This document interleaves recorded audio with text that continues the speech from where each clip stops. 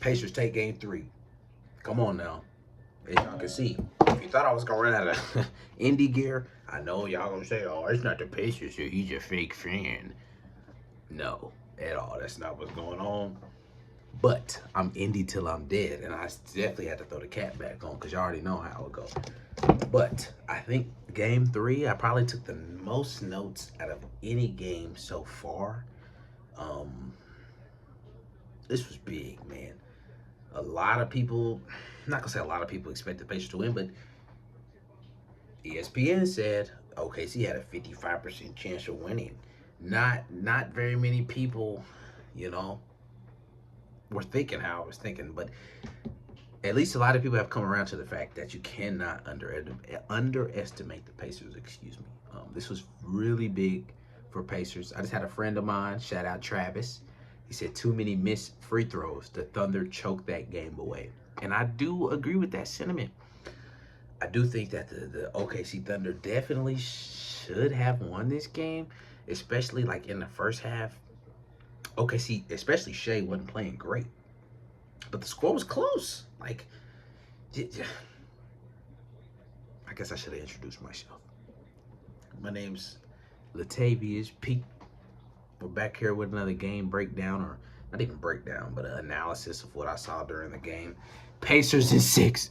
But whatever, I digress. I'm excited. Non-biased commentary once again. Here we are with another video. It was a great game to watch for the neutral. Go Indy though. You already know how that go. It was a great game. It was really fun to watch. But we're gonna get right into it. I still got that thing on right there. Go, come on. But I digress. Whatever. Non-biased commentary. OKC came out here and played they played a good game. I'm gonna go through my notes here. So we're gonna go through quarter 1. Y'all know how this thing go by now. Y'all already know what's going. We only on video 3, but I'm loving it. Here we go. This was the Indiana Pacers, excuse me. This was the Indiana Pacers' first home game, finals home game in 25 years. So you can imagine the city, Nap is like hungry for this because the Colts ain't doing nothing for them. This is a big event. You know what I'm saying? So first home game, I'm gonna go through my notes here. Y'all know how I go on the note guy. You already know how that go. I got it going on here. You know, I really love this. So I'm gonna just go through my notes, and we're gonna go through this. First home finals game in 25 years for the state. You know what I'm saying? The Colts haven't been to the Super Bowl since what, 2007? Like it's 2025. That's almost 20 years. So Indy needs something to root for. The Indy 500 is cool, but they don't got no hometown hero to root for. You know what I'm saying? They ain't got no team to like get behind, but the Indiana Pacers is something to root behind. You know what I'm saying? Okay, here we go. Shout out Reggie Miller. Shout out Ron Artest. I really did enjoy seeing the old Pacers players in the games. It's really fun to watch. Also, if y'all don't watch Cam and Mace, be ready for the episode tomorrow morning. They're gonna be on 10 tomorrow. That's gonna be a lot of fun to watch. Anyway, what I noticed, Nembhard and SGA was getting bumpy at the beginning. SGA and Nembhard ain't really, they teammates, but they ain't really fooling with each other all too much right now. And I'm really having a good time watching it. I'm really enjoying watching them go at each other. It's really fun. Pascal Siakam was getting off early this game. He was shooting that turnaround fadeaway over Cason Wallace really early that game. He was getting to it. He was like, no matter what, you could tell that Rick Carlisle really emphasized to him getting involved early. I'm so sorry if I'm talking too fast. I'm gonna try to slow down.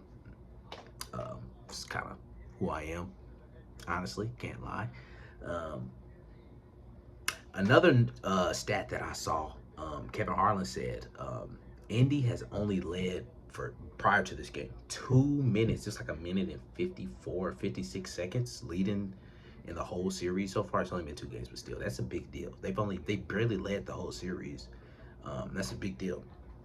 OKC early was kind of attacking Halliburton at the beginning of the game. They were really going at him because they were kind of like, he's not guarding. Proves you wrong though. Chet Holmgren was going crazy at the beginning of the game. He was really playing well. I was texting a few friends during the game, and Chet was really playing good. He was a big reason why OKC was in the game in the first quarter. Um, Another note, I don't know if y'all remember from the game too, but I was saying Benedict Mathurin was playing too many minutes. But I have nothing to say about that this game. My boy Benedict Mathurin was killing. Ben was killing, bro. Benedict Mathurin. I need to hold on. Let me boot up here. Benedict Mathurin was getting after it this game. Benedict Mathurin really shut me up, and I'm not gonna lie. Benedict laptop dead, but we'll get to that.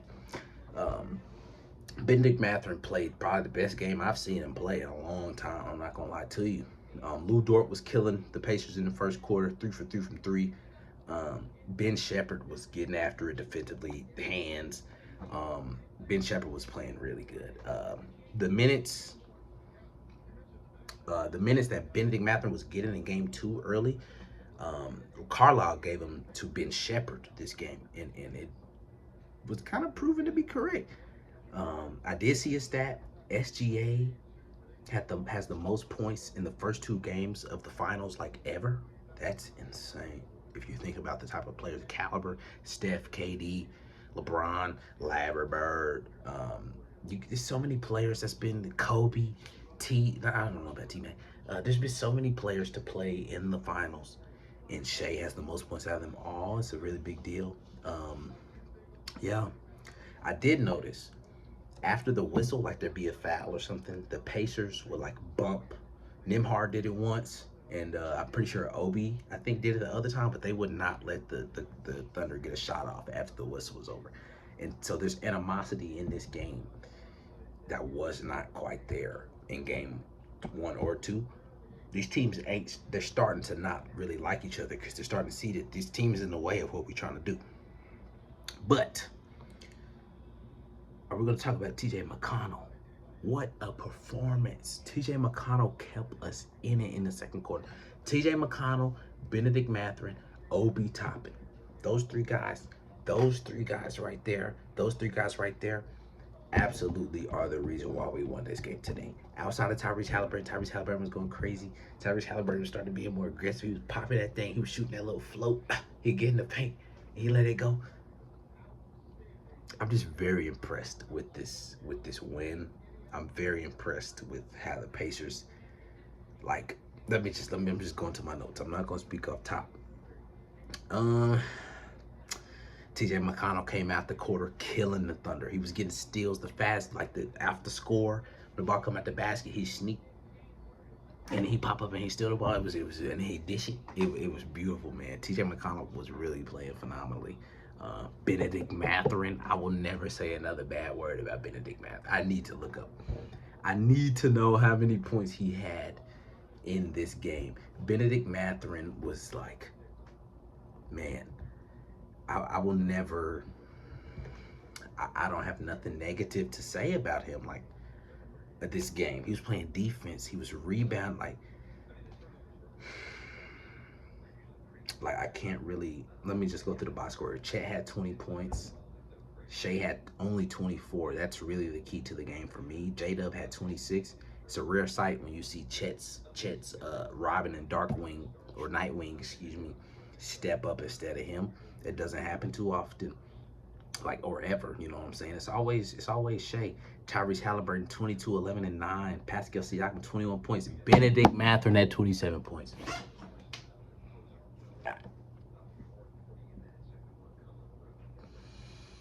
In 22 minutes, I just really don't, what a game from the Pacers. What a game. What a game. But let me just continue to go through my notes. At a point, I said TJ McConnell was playing better than Halliburton. TJ McConnell was playing a lot more aggressive than Tyrese Halliburton was, and it was kind of making me angry, honestly. I'm not going to lie, because why is TJ McConnell more willing to be aggressive and attack the paint than Tyrese Halliburton is? You know what I'm saying? It's kind of bothering me. Another note I have here, OKC had 9 turnovers. It's very uncharacteristic for them because they typically like to play at their own pace and handle the ball and get into what they like to get into, but the Pacers really let them go for that. The Pacers have a top 10 defense themselves, and it kind of showed tonight. The boys was guarding The Pacers also got in foul trouble in the second quarter. It was let me go to my note here. Um, Nimhard had 3 fouls. It was 3 starters with 3 fouls. That's not good, and it was a bit concerning for me. Um, but a big note I had was OKC wasn't playing really good in the first half, and they still were only down. Like, let me see. I think I have it here. I think they were only down like 2 points at one point in the game. Um, the energy in the arena, the game bridge was jumping tonight. Like, it was crazy. It was crazy. Shea hit like a. Shea came down the lane, going left, and did a spin move. Right hand, and Shea is really just truly like that. But the key difference in this game, honestly, in my opinion, was the bench points. Um, the game two, Caruso and Aaron Wiggins came to play, and they kind of dominated the game. I think they had 38 combined points, so that didn't happen tonight. And the Pacers bench really came to play today. Honestly, if I'll be completely honest, the Pacers bench really showed me a few things today. Shout out Benedict Mathurin. I just really don't have enough to say about him. Benedict Mathurin, I just don't have much to say. You can't blame the refs, OKC fans. I thought the officiating was really good from a non-biased perspective, seriously. Um, the whistle wasn't ridiculous on both sides. They both were playing. They both were calling the plays for both sides really good. Excuse me. But getting into these quarter three, J-Dub was killing. J-Dub had a great game. J-Dub had a great game tonight. I can't. His mid-range game, his ability to get to the rim, his energy that he provided for the team in a enemy place was truly good. Tyrese Halliburton started popping him. He started letting him go with his jumper. You know how he go. You know how he go. You know how Tyrese get. You know how he get. But his impact, he almost had a triple-double tonight. Tyrese Halliburton, let me look up his numbers tonight. Tyrese Halliburton truly had a spectacular game tonight. As a Pacers fan, I'm excited for Game 4. Let me look at my guy Tyrese. Shout out Lou Dort. He was like 3 for 3 from 3 at a point. Lou Dort had me a bit concerned. He was killing. Tyrese had 22, 11, and 9. That's pretty. Ben Shepherd. That's one thing I haven't hit it on.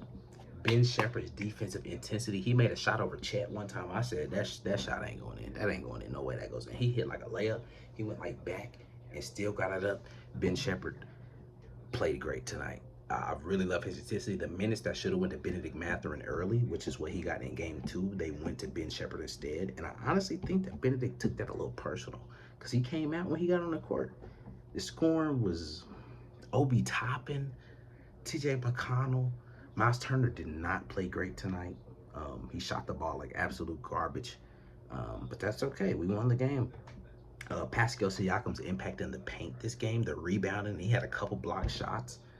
2 block shots. He had 6 rebounds, but the rebounds he got were really timely. He was like attacking the paint. It's like he took game 2 to heart because he was getting punked a little bit. Like he wasn't that aggressive, and it was kind of making me angry.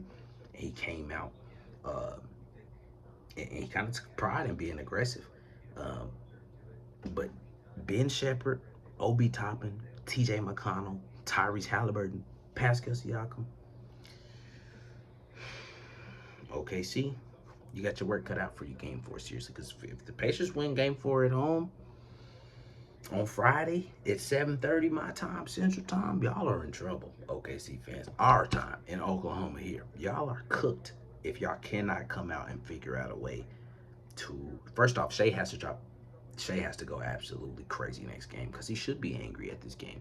Nimhard, him and Nimhard was getting chippy, bumpy, which is something we saw a little bit Game 2, but it was like from the jump this game. They didn't like each other. Lou Dort smacked Tyrese Halliburton in the face early in this game. You got people on Twitter, Lou Dort's a dirty player. Shut up, you're soft.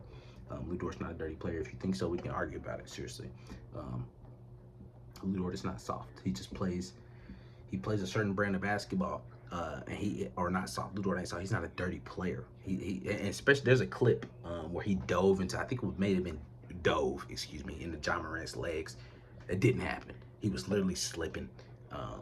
That's something else we can talk about later on. But let me continue on into these notes. Into the fourth quarter, TJ McConnell did another one of those like inbound steals plays. Benedict Mathurin hit a huge three. I literally have a note here that says Tyrese Halliburton, I love you. Tyrese Halliburton did some things tonight. Tyrese Halliburton balled. Obi Toppin, he got a putback dunk. He had a huge dunk. If, man, Obi Toppin played his butt off tonight. And Richard Jefferson, another thing, Richard Jefferson did a great job tonight. People have been giving these commentating teams slack. Mike bringing Richard Jefferson, Doris Burke slack the whole series so far. I think they've done phenomenal. People just like to hate. I had a friend of mine say he would prefer Kevin Harlan. I can't be mad at that. Kevin Harlan's phenomenal.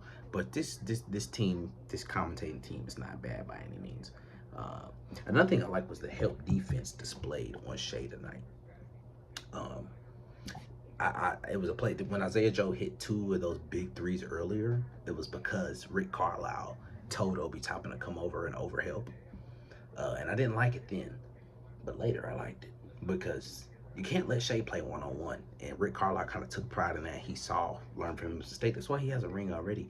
He learned. Like Rick Carlisle really, yeah, these boys are playing tonight. I didn't think we scored enough. We did have a good amount of points off turnovers. I didn't think we made enough of them at the beginning of the game. Like we were missing a few layups off the turnovers. It was kind of bothering me, but the Pacers, not we, sorry, unbiased commentary. But in terms of notes for the game, that's pretty much it for that. Shea's probably very angry. Shea's not pleased with how this game went. He didn't play well enough for them to win. You get outscored by Chet and J-Dub. That's let me double check my figures there. I'm pretty sure that's what happened, but no, not by Chet. Excuse me. He got outscored by J-Dub by 2. But yeah, Shea only having 24 points, 9 for 20. Only shot 6 free throws. J-Dub shouldn't be at the line more than Chet or Shea, but Rick Carlisle's game plan really did a good job tonight versus Shea, and it limited him from getting a lot of those free looks at the paint. He had, man, that spin move to the right hand was really insane tonight. If you don't like Shea, you don't like basketball, you're a hater and an idiot. I'm sorry. You just don't like the game. But yeah, we'll see what Game 4 is talking about. That Indiana leads 2-1 looks really nice on my screen. I like that. So let's hope Indy can go up 3-1 on Friday. But the Thunder really do have to bounce back. Dagnall, I don't think he did a bad job tonight game planning by any means, but I think the Pacers just threw something else at them, and that was a little different tonight. Gamebridge Fieldhouse was just rocking as well. Was rocking. It was crazy. The fans did a great job tonight showing up. I thought they did a phenomenal job. I really did. Hartenstein only had 4 points, 18 minutes. Caruso, what's that? To 8 points, minus 15. Yeah, that Aaron Wiggins-Caruso lineup. Aaron Wiggins has 0 points. It didn't come to play this game like they did last game. Home court advantage is a real thing because when you hit a shot and you got your fans in your ears, anything is possible. But when that's gone, clearly, you know what I'm saying. So we're gonna see what Game 4 is talking about. Pacers is 6 from a non-biased perspective, or 7 even. Pacers is 6 or 7. I don't care. Either way. Nap needs this. This is big for Indy. I wish I could be there, but I can't. It'd be dope. But if you made it this far, I appreciate it once again. I'm not gonna stop doing this even when NFL come around. I've been thinking about making some training camp videos. I really want to. When the real training camp gets going and everything gets moving and we're getting close to that time. I think we got 80-some days now till kickoff. Well, we're getting close. This is a big deal for Indy. See if they can build off this momentum. But like I said, if you made this far, like, comment, subscribe. Let me know what you thought. If you got any ideas for me, let me know. Leave in the comments.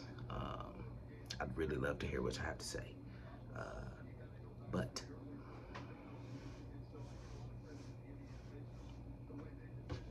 I know where I'm at. Pacers in 7.